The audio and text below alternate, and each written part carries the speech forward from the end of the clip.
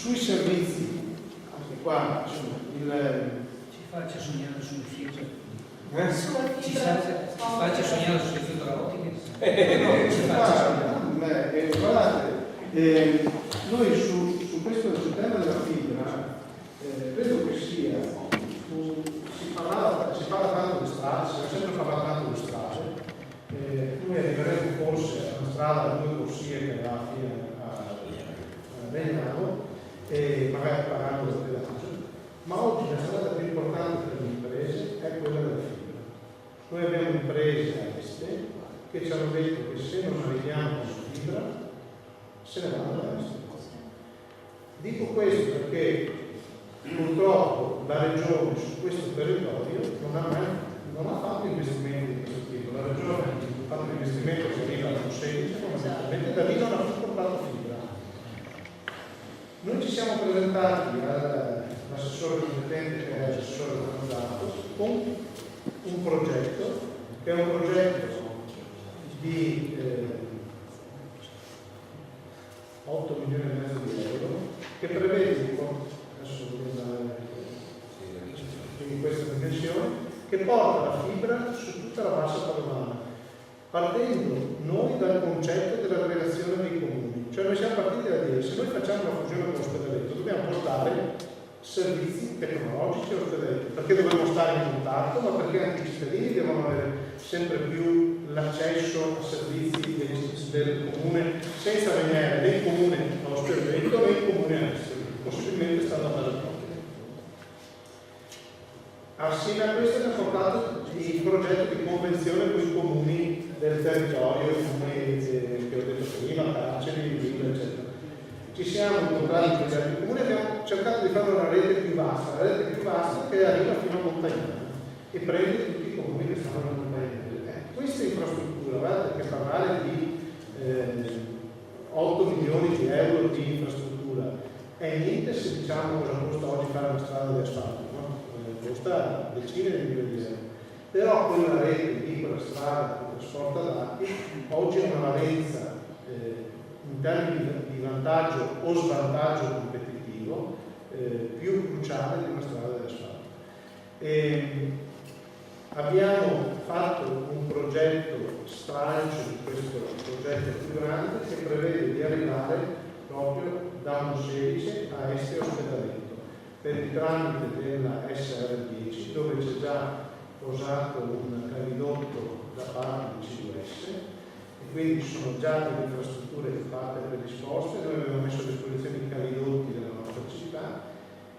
È un progetto di dimensioni meno rilevanti, di 100 milioni e 2, e adesso stiamo insistendo con la Regione che almeno finanzi questo primo stralcio di attività.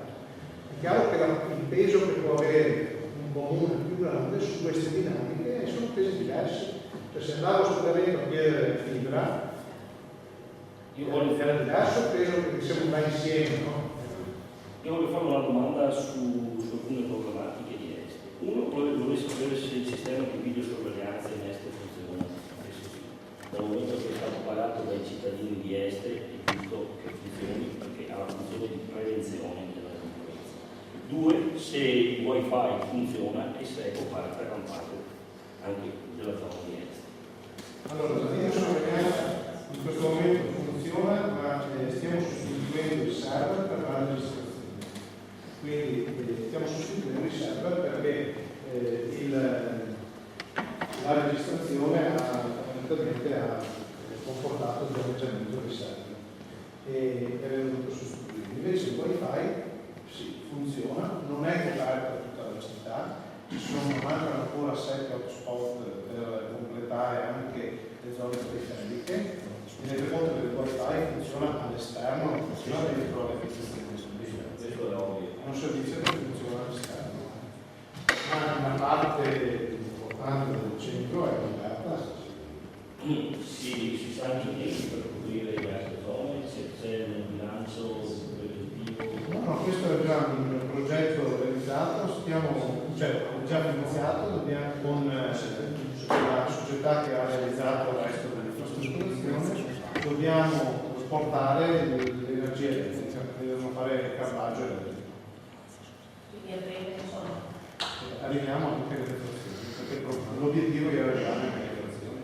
Poi magari sarà meno utilizzato le deflazioni, però è chiaro che... Chiudiamo ragazzi. No, aspettiamo.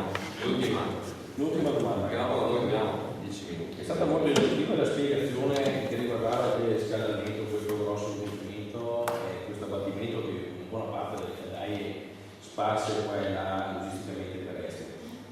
Bisogna tenere in considerazione però, bisogna valutare anche altri studi che parlano di ciò che viene messo in atmosfera dai biodigestori, dal gas che viene bruciato. E anche essi sono concentrati vicino al centro dell'ospedale di Lugano, non so se siano 5, 6, 7, per quanti biodigestori ha all'interno di via Comuna la sede. Sono 8, 4 solo. Sono 4 motori, quindi 4. E c'era un altro, adesso non vorrei sbagliare, sto andando a memoria perché andiamo dietro a quest'estate quando c'è stato un convegno all'Edinara.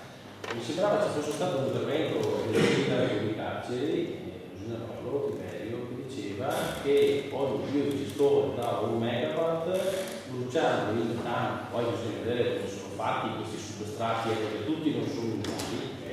Equivale a un passaggio di 124.000 auto giornaliere. Cioè, siamo rimasti su questa cosa. Innanzitutto dobbiamo vedere che tipo di biodiversità, perché qui anaerobici che è una piccola pressione, cioè come fuori. Certo.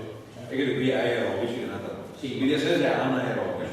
Quindi emissioni dal punto di vista del biodigestione non ce ne sono una maniera più assoluta, le sue emissioni liquide e solide non è L'elettronica. nata. L'elettronica. No, assolutamente zero. L'emissione nel generatore corrente, perché il biogas che viene fuori, ma il biodigestore aerobico, Sì. le sue merde funzionano benissimo, non va fuori anidride carbonica.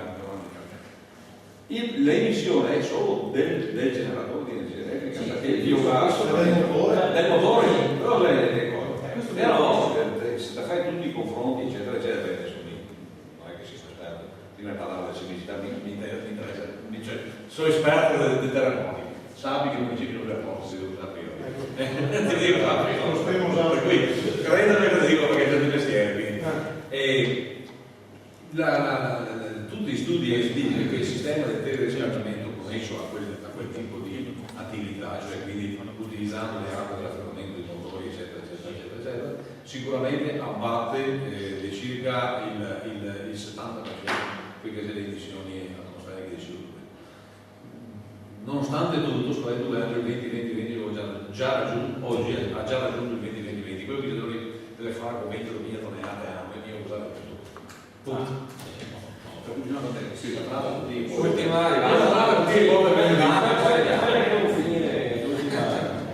Sulla spesa sul teleriscaldamento di 9 milioni di euro, non è che questa spesa che avviene proprio alle porte di questa fusione adesso, mi sembra che si parlasse a livello del giornale, se è stata riportata la notizia com'è, che i lavori devono essere terminati entro il 31 gennaio 2015.